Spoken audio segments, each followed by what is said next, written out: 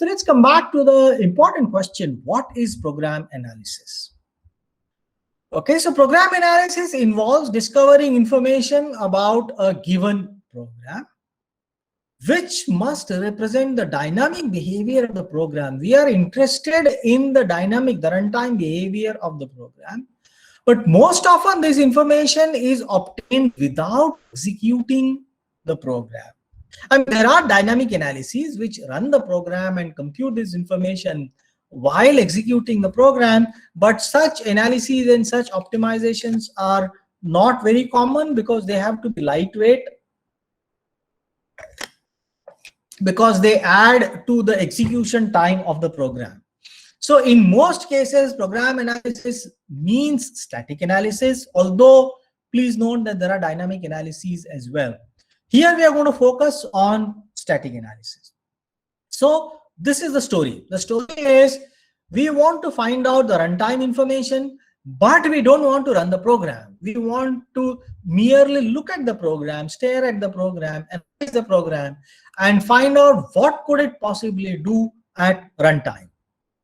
Okay, the important requirement is, and this is the most important requirement, it must represent all execution instances of the program. If we miss out certain execution instances, then the information that we compute is unsound.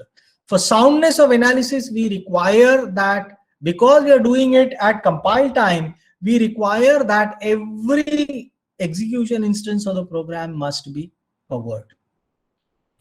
Why is it useful? So it is used for code optimization. For example, it's used for improving time efficiency, space efficiency, energy efficiency, or power efficiency. It is used for compilation of special architectural features, for example, compilation for multi-core. It is used for verification and validation. For example, it can be used for giving guarantees such as the program will never divide a number by 0. There is no zero divide exception. The program will never dereference a null pointer. The program will close all opened files, all opened socket connections, and the program will not allow buffer overflow security violations. So these are some examples. There can be many more such requirements of verification and validation. It may also be used for software engineering, for example, for maintenance, bug fixes, enhancements, migration, etc., code migration. It may also be used for reverse engineering to understand the program. Okay, so important requirements of static analysis are soundness, precision, efficiency, and scalability. Soundness and precision we are not going to cover here. I'm sorry, I should have modified this slide. These slides are from my course. We will not be able to look at soundness and precision in great details formally as a part of this tutorial. But we want to talk about soundness, precision, efficiency, and scalability. So the important thing is static analysis results are inexact. They predict runtime behavior of the program, and in general, static analysis is undecidable. And undecidability here means that there cannot exist an algorithm that can cover exact result for every program. This is simply because we do not know whether the program will ever terminate. We do not know exactly which execution paths will be taken by the program. So we have to over approximate. It's possible that a certain condition is false always, but in general, we may not be able to discover that a certain condition is false always in every possible run. And it is in this sense that static analysis is inexact. It cannot give us the exact behavior of runtime behavior of programs. This problem, the finding out the exact runtime behavior of programs, is undecidable. And because the problem is undecidable, we have to think of certain approximations. And why is the problem undecidable? Because the values of variables may not be known at compile time, and therefore branch outcomes may not be known at compile time. There may be infinitely many paths in the presence of loops or version. So there are infinitely many execution instances. potentially infinitely many execution instances. There are infinitely many values, and therefore we may not be able to pinpoint exactly and say that this is exactly what this program does. So what we do is we try to over approximate. We try to find out the behavior which covers in some sense every possible execution in a sound manner. Besides, some features are very hard to analyze at compile time. For example, let's think of eval in JavaScript, or aliasing of array indices, or the effect of libraries, etc. So we have to somehow overcome these unknowns, and therefore we cannot give exact results, but still we have to give certain guarantees. Okay, so what does this slide say?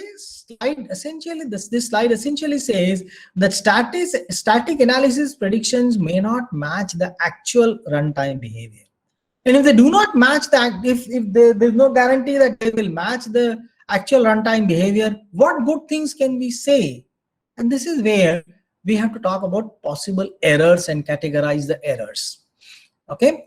Some predictions may be erroneous because the predicted behavior may not be found in some execution instances, or they may not be found in any execution instance.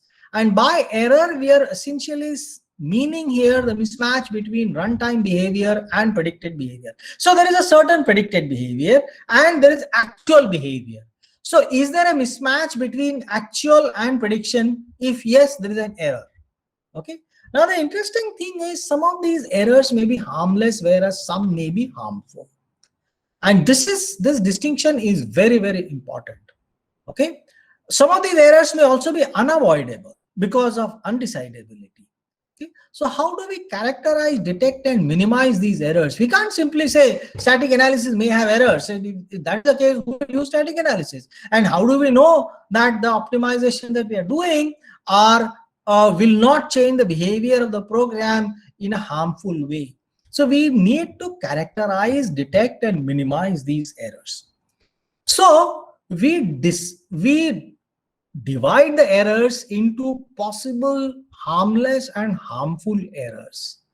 So error, once again, is a guess leading to an action which is different from the actual reality. Okay, so let's look at some intuitive examples. A security check at an airport. Let's take that example of security check at an airport. So if you frisk a person more than others on mere suspicion, that is harmless from the viewpoint of security. Okay, but if you do not frisk a person even after suspicion, then it could be harmful. Okay, so for stopping smuggling of contraband goods, not checking every passenger is harmless, but checking every passenger is harmful because it will cause delays. Okay, because security is different from smuggling. Weather prediction during rainy season. A doubtful prediction of heavy to very heavy rain is harmless. But if you're not sure whether it will rain from heavy to very heavy, and if you do not make that prediction, then people will be careless and this could turn out to be harmful. Okay. So further examples of harmless and harmful errors. For medical diagnosis, for example, in the era of COVID, and you suspect that you have certain symptoms of COVID. Okay, so subjecting a person to further investigation, going for COVID test is harmless. Okay, it's not going to add to your misery. But if you didn't go for COVID test, then it could be harmful. It could turn out to be something very bad for you. On the other hand, establishing justice in criminal courts, starting with the assumption that accused innocent is harmless, and that's why the courts begin with that. Starting with the assumption that an accused is guilty could be harmful because you could end up penalizing someone who is actually innocent. Okay, so these are some examples of harmless and harmful errors. Okay, and admittedly, this situation is quite confusing, where what is harmless, what is harmful, we will define that precisely as we go along. But for static analysis, harmless errors can be tolerated but should be minimized. The whole purpose of previous discussion is not to define what is harmless and harmful, but to show that we can make distinctions between harmless and harmful errors. Okay, so static analysis can tolerate harmless errors, but they should be minimized. This talks about precision of analysis. The fewer harmless errors you have, the more precise analysis you have. The more harmless errors you have, the more imprecise analysis you have. Similarly, harmful errors must be avoided. This deals with soundness. If you have any harmful error, if your static analysis admits any harmful error, then the analysis is unsound. So it must avoid harmful errors at any point of time. And this is the meaning of saying that a static analysis must be sound and it must be precise. Okay, now talking about efficiency and scalability, often people confuse between them. They think that everything that is efficient is scalable and everything that is scalable is efficient. But no, they are, in general, they could go hand in hand for many cases, but they could be different. They are essentially orthogonal. Efficiency deals with how well resources are used. It's measured in terms of work done per unit resource. And here the resources could be time, memory, power, energy, processors, network, number of processors, network bandwidth, etc. Scalability deals with how large inputs can be handled, and it's measured in terms of the size of the input that can be handled and not the time required to handle that input. So example of efficiency is strike rate of a batter in cricket. And whereas example of scalability is total runs scored by a batter in cricket. For example, yesterday, if you have watched the India versus England women's cricket, you would find that Shefali Verma was not only most efficient, but she also scored more runs than anyone else. Her strike rate is much higher than Mithali Raj, but Mithali Raj has scored many more runs. So that's the difference between efficiency and scalability. Okay, efficiency and scalability are orthogonal. Efficiency does not necessarily imply scalability, and scalability does not imply efficiency necessarily. I'm going to not discuss this any further, but I'm going to leave this slide with you for you to think about. So merge sort is an example of a scalable and efficient sort. Selection sort is an example of scalable but inefficient sort. Quick sort is efficient but non-scalable, and bubble sort is both inefficient and non-scalable. So you do a bit of exercise and figure out why this is so, and that will tell you why efficiency and scalability must be considered as two distinct things. So coming back to the most important question, what is static analysis of programs? So static analysis involves building suitable abstractions for sound and precise modeling of runtime behavior of programs efficiently.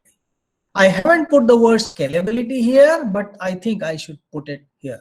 Each and every adjective used here in the blue font is very important. First of all, we have to build abstractions. We can't be dealing with actual programs. We have to throw away a lot of information and focus on the information that is useful to us. So we have to build abstractions. Second, these abstractions have to be suitable for the purpose that we have in mind. And then these abstractions should help us model the program in a sound manner and in a precise manner. The modeling should be precise. There should be as few harmless errors as possible, and there should be no harmful error. And this models the runtime behavior of the programs, and all this process must be efficient and scalable. So what we have here is we have a static world and we have a dynamic world. In the static world, we have program code. And in the dynamic world, we have program in execution, which is a process. So for a single program code, there could be multiple processes that are possible. Program code is abstract, bounded. There is a single instance of a program code, whereas a process is concrete. Program is abstract because I don't know the value of variable X. The process is concrete because I know the value of variable X. Program code is bounded because it is finite in size. Process is unbounded because I don't know how long it will go. And for a program code, there is a single instance of program code, but there could be infinitely many different processes for a particular program. And each of these processes could lead to memories that are concrete, unbounded, and infinitely many. And what we want in the static analysis is we want to take the summary information of what's happening to the memory, what's happening with the data, with the data of our program. However, we do not want to take this long route of going from static world into dynamic world, running the program and then examining the memory and then computing the summary information. This is done by profiling, or this is done by what is called feedback directed compilation. But in static analysis, we do not do that.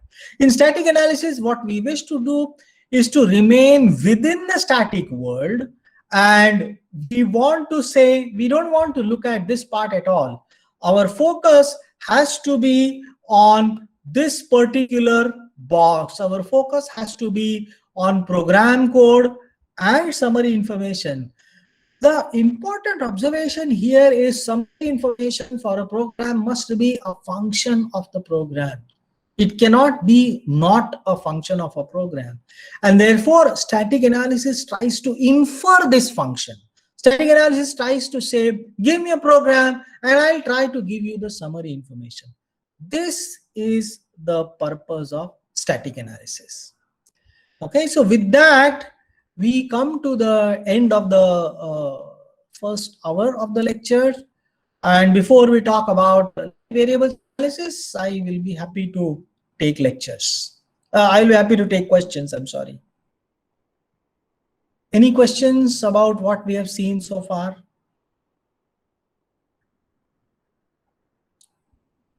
Sir, could you please elaborate on the last part that you just mentioned about the static, that we should be bothered about the static portion of, yes, sir, this one. I couldn't get it exactly, sir, what we meant by that.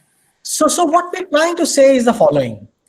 We want to find, so let's take this example. We want to find out which assignments are dead in a program. Okay. So therefore, we want to find out at every program point, which variables are used or likely to be used after that program point. Right? One way of doing that is to run that program multiple times and see, observe which variables are used for beyond every program point. That's one way. The other way is, let's not execute the program. Let's remain in the static world. Let's just stare at the program code and try to infer from it what is likely to happen. Right? So, yes. Which means that we do not want to run the program. We want to build a model of the runtime of the program without running the program. And this is what makes static analysis very, very interesting. We try to look at program semantics, map them to the static world, and then develop mathematics that will manipulate that program semantics, which will help us discover summary information, which we can transport back to the dynamic world and be sure that the changes that you're doing in the program are absolutely fine. They will not affect any runtime behavior adversely. So the idea is to remain in the static world. Right. So that means we are not bothered about the executional part of it. We are only bothered about how it is behaving currently when we are not running it on a platform. That's what we mean to say, sir. Actually, no. We are very much bothered about the executional aspects, except that we want to do it without executing the program. Sir, got it, sir. Yes, sir, got it, sir. Yeah. So everything is about program execution. But what makes it very interesting is we don't want to really execute it. We want to imagine what executions could happen. We want to imagine what could happen in those executions. And then we build interesting abstractions.